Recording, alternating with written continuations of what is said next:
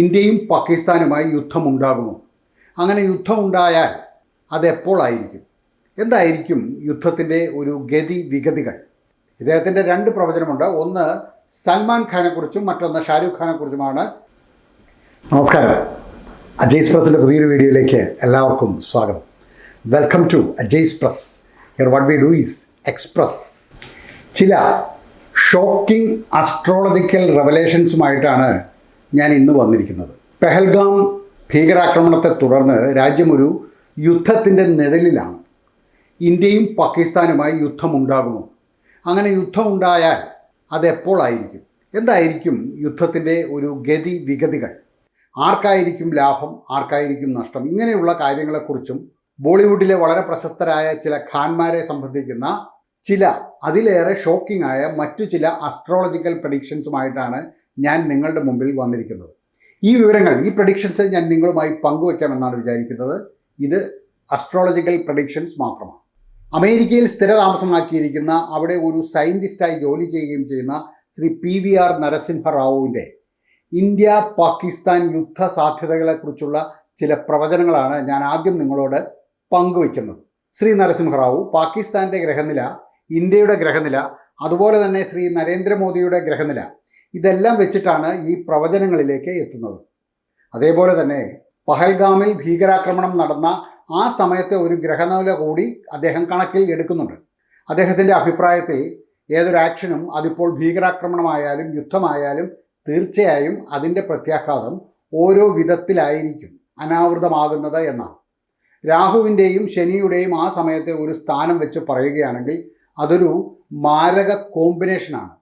ഇവിടെ പഹൽഗാം ഭീകരാക്രമണത്തിൻ്റെ സൂത്രധാരകർ ആരായിരുന്നാലും അവർക്ക് മരണം പോലെയുള്ള സഫറിംഗ് ആയിരിക്കും ഉണ്ടാകുവാൻ പോകുന്നത് എന്നാണ് അദ്ദേഹം പറയുന്നത്. ഇതൊരു മാരക കോമ്പിനേഷൻ ആയതുകൊണ്ട് അത് ആസൂത്രണം ചെയ്തവർ വലിയ വില കൊടുക്കേണ്ടി വരും. ഒരു പക്ഷേ മരണം തന്നെയായിരിക്കാം അവർക്ക് കൊടുക്കേണ്ടി വരിക. അതുമാത്രമല്ല, ഇത് പാകിസ്ഥാനാണ് ആസൂത്രണം ചെയ്തത് എങ്കിൽ പാകിസ്ഥാൻ്റെ പതനത്തിൻ്റെ തുടക്കമാകും, അല്ലെങ്കിൽ ആ പതനം ട്രിഗർ ചെയ്യുന്നത് ഇതായിരിക്കും. പാകിസ്ഥാൻ ഒന്നിലേറെ രാജ്യങ്ങളായി മാറും. ഇനി നരേന്ദ്രമോദിയുടെ ചാർട്ടിലേക്ക് വരുമ്പോൾ രാഹു മീനം രാശിയുടെ തുടക്കത്തിലാണ്, ശത്രുക്കളുടെ 6ാം ഭാവത്തിൽ, ശത്രുക്കളെ പരാജയപ്പെടുത്തുന്ന രീതിയിൽ. രാഹു ഇങ്ങനെ 6ാം ഭാവത്തിൽ വന്നാൽ അതിൻ്റെ അർത്ഥം ശത്രുക്കളെ നശിപ്പിക്കുന്നു, അല്ലെങ്കിൽ ശത്രുക്കളെ തകർത്ത് തരിപ്പണമാക്കുന്നു എന്നാണ്. ഇതോടൊപ്പം മീനം രാശിയിൽ വന്നിരിക്കുന്ന ശനി രാഹു കൺജങ്ഷൻ കൂടി കണക്കിലെടുക്കുമ്പോൾ നേറ്റൽ ചാർട്ടിൽ രാഹു ശത്രുക്കളെ ബ്രൂട്ടലി ക്രഷിംഗ് എന്നാണ് ശ്രീ നരസിംഹറാവു പറയുന്നത്. എന്നാൽ യുദ്ധത്തിന് ശേഷം, ശത്രുക്കളുടെ മേൽ വിജയത്തിന് ശേഷം അടുത്ത 1-2 വർഷങ്ങൾക്കുള്ളിൽ നരേന്ദ്രമോദി രാഷ്ട്രീയം ഉപേക്ഷിക്കുകയും മറ്റാർക്കെങ്കിലും വേണ്ടി സ്ഥാനം ഒഴിഞ്ഞു കൊടുക്കുകയും ചെയ്യും. അടുത്ത ഇലക്ഷന് മുൻപ് തന്നെ പുതിയ ആൾക്ക് വരുവാനും അടുത്ത ഇലക്ഷന് അദ്ദേഹത്തിന് കാര്യങ്ങൾ പ്ലാൻ ചെയ്യുവാനുമാകും എന്ന രീതിയിലായിരിക്കും മോഡി സ്ഥാനം ഒഴിയുക. ഒരു സാധാരണ നേതാവിനെ പോലെ സംഭവിച്ചതെല്ലാം പോട്ടെ എന്ന് വിചാരിച്ച് അദ്ദേഹം മാറി നിൽക്കില്ല. മോദി തീർച്ചയായും ശത്രുക്കളോട് റിവഞ്ച് എടുത്തിരിക്കും. മാത്രമല്ല, ഈ സംഭവഗതികളെല്ലാം മേഖലയിലെ പ്രശ്നങ്ങൾക്ക് ഒരു പരിധി വരെ പരിഹാരമാകുകയും ചെയ്യും. മെയ് 10 ശേഷം ജൂലൈ 5 ആ സമയം രാഹുദശയുടെ സമയമാണ്. ഒരു സർജിക്കൽ സ്ട്രൈക്ക് പോലെ പുൽവാമ ആക്രമണത്തിന് ശേഷം നമ്മൾ കണ്ടതുപോലെയുള്ള എന്തെങ്കിലും ഒന്നാകും ഉണ്ടാകുക. എന്നാൽ ഓഗസ്റ്റ്, സെപ്റ്റംബർ, ഒക്ടോബർ മാസങ്ങളിൽ കുറച്ചുകൂടി വലിയ രീതിയിലുള്ള ഒരു പ്രതികരണമാകും ഇന്ത്യയുടെ ഭാഗത്തു നിന്നും ഉണ്ടാകുക. ഇത് മിക്കവാറും POK, പാക് ഒക്കുപ്പൈഡ് കാശ്മീരിനെ സംബന്ധിച്ചാകാം. പഹൽഗാം ആസൂത്രണം ചെയ്തവരെ ഒരു പാഠം പഠിപ്പിക്കുക, അവരെ കുറച്ചൊന്ന് ദുർബലരാക്കുക എന്നതിനപ്പുറം ഈ പ്രശ്നങ്ങളുടെ എല്ലാം അടിവേരുമാകുന്ന രീതിയിലുള്ള വലിയ ചില നടപടികളായിരിക്കും അന്ന് ഉണ്ടാകുക. പെട്ടെന്നുള്ള നടപടികളായിരിക്കില്ല ഉണ്ടാകുക. POK പിടിക്കുന്നതാണെങ്കിലും പാകിസ്ഥാൻ്റെ ചില ആണവ കേന്ദ്രങ്ങൾ ലക്ഷ്യം ഇടുന്നതിലായാലും ശനിയുടെ ഒരു സ്വഭാവം വെച്ച് നല്ല രീതിയിലുള്ള പ്ലാനിംഗ് നടത്തിയായിരിക്കും അദ്ദേഹം അത് ചെയ്യുക. പാകിസ്ഥാൻ്റെ എല്ലാ ശക്തിയും ക്ഷയിപ്പിക്കുക, അങ്ങനെ പാകിസ്ഥാനുമായുള്ള എല്ലാ പ്രശ്നങ്ങളും എന്നേക്കുമായി അവസാനിപ്പിക്കുക. ഇതായിരിക്കും സംഭവിക്കുവാൻ പോകുന്നത്. ഇന്ത്യയെ സംബന്ധിച്ചിടത്തോളം ഇത് യുദ്ധകാലഘട്ടമാണ്. പാകിസ്ഥാനെ സംബന്ധിച്ചിടത്തോളം നാശത്തിൻ്റെയും ശിഥിലീകരണത്തിൻ്റെയും നാളുകളാണ് ഇനി വരാനിരിക്കുന്നത് എന്നാണ് അദ്ദേഹം പറഞ്ഞു വെക്കുന്നത്. ഇതുപോലെ തന്നെ കാർത്തിക് ഗോർ എന്നു പേരായ ഒരു വേദിക് അസ്ട്രോളജർ ഉണ്ട്. അദ്ദേഹത്തിന് എന്താണ് പറയുവാനുള്ളത് എന്നുകൂടി നമുക്കൊന്ന് നോക്കാം. മെയ് 14 വ്യാഴം മിഥുന രാശിയിൽ പ്രവേശിക്കുന്നു. പാകിസ്ഥാൻ മേടരാശിയിലാണ്. മെയ് 14 ശേഷം പാകിസ്ഥാൻ വലിയ ക്രൈസിസിലേക്ക് പോകും. ഒരു രാജ്യം എന്ന നിലയിൽ പാകിസ്ഥാന് ഭാഗ്യനഷ്ടവും വലിയ സാമ്പത്തിക നഷ്ടവും ഫലം. പാകിസ്ഥാനിൽ വലിയ കാഷ്വാലിറ്റീസ് ഉണ്ടാകും.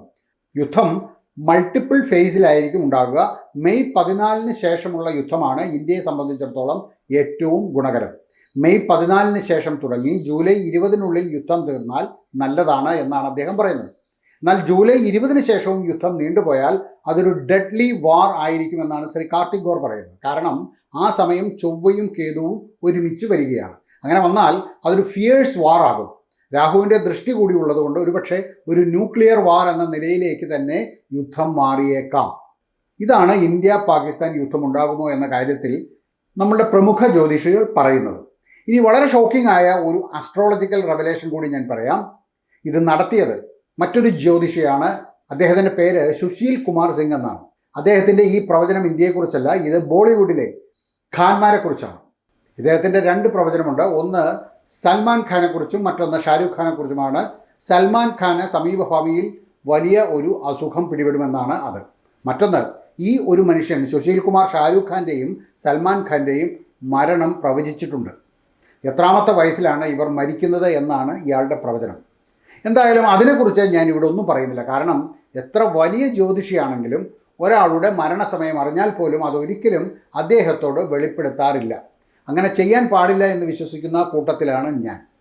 അപ്പോൾ പിന്നെ ഒരു പൊതുമാധ്യമത്തിൽ വന്ന് ഇങ്ങനെ പറയുന്നത് ശരിയല്ല എന്ന അഭിപ്രായം കൂടി എനിക്കുണ്ട്. പിന്നെ എന്തുകൊണ്ടാണ് ഞാൻ ഇതിവിടെ പറയുന്നത് എന്നാണ് നിങ്ങളുടെ ചോദ്യമെങ്കിൽ, ഇതെൻ്റെ സ്വന്തം അഭിപ്രായമല്ലാത്തതുകൊണ്ടും ഈ വിവരം ഇതിനകം തന്നെ സൽമാൻ ഖാനും ഷാരൂഖ് ഖാനും എല്ലാം അറിഞ്ഞിട്ടുണ്ട് എന്നതുകൊണ്ടുമാണ്. ഈ സുശീൽ കുമാർ സിംഗ് എന്ന് പറയുന്ന ജ്യോതിഷി ബോളിവുഡ് സെലിബ്രിറ്റികളുടെ പ്രിയപ്പെട്ട ജ്യോതിഷിയാണ്. ഇയാൾ പറയുന്നത് എത്രമാത്രം ശരിയായി വരുന്നുണ്ട് എന്ന കാര്യത്തിൽ ഭിന്നാഭിപ്രായങ്ങളുണ്ട്. മാത്രമല്ല, ഞാൻ പറഞ്ഞത് സൽമാൻ ഖാനും ഷാരൂഖ് ഖാനും ഒരിക്കലും അറിയുകയുമില്ല.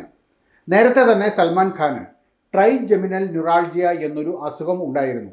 2007 ഇത് കണ്ടെത്തിയത്. അതിനുശേഷം 2011 അദ്ദേഹം ഒരു ശസ്ത്രക്രിയയ്ക്ക് വിധേയനാകുകയും ചെയ്തിട്ടുണ്ട്. മുഖത്തു നിന്നും തലച്ചോറിലേക്ക് പോകുന്ന ഒരു നെർവാണ് ട്രൈജെമിനൽ നെർവ്. ഈ നെർവിനുണ്ടാകുന്ന ഒരു ഡിസോർഡറാണ് ട്രൈജെമിനൽ ന്യൂറാൾജിയ. മുഖത്തെ പേശികൾക്കുണ്ടാകുന്ന കടുത്ത വേദനയാണ് ഈ ഒരു അസുഖം മൂലം അനുഭവപ്പെടുക. എന്തായാലും ഇതൊക്കെയാണ് നമ്മളുടെ രാജ്യത്തെക്കുറിച്ചും നമ്മളുടെ ഖാൻമാരെക്കുറിച്ചുമുള്ള ജ്യോതിഷികളുടെ പ്രവചനം. എന്താകുമെന്ന് നമുക്ക് കാത്തിരുന്ന് കാണാം. ഇത് ഞാൻ നിങ്ങളുടെ അറിവിലേക്കായി മാത്രം പറഞ്ഞു എന്നേ ഉള്ളൂ. എങ്ങനെയായിരിക്കും സംഭവിക്കുക? ഇവർ പറയുന്നതെല്ലാം ശരിയാകുമോ?